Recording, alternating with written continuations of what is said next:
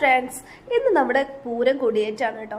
അപ്പോൾ അതാ നമ്മുടെ ഹസ്ബൻഡ് പോവാൻ നിൽക്കുകയാണ്. അങ്ങനെ ഒറ്റയ്ക്ക് വിടാൻ പറ്റില്ലല്ലോ, ഞാനും വാല് തൂങ്ങിട്ടോ. അതങ്ങനെയാണല്ലോ, പോകുമ്പോൾ എവിടേക്കെങ്കിലും കയറി പറ്റാൻ പറ്റുന്ന എല്ലാ ചാൻസും നമ്മൾ മുതലാക്കണം.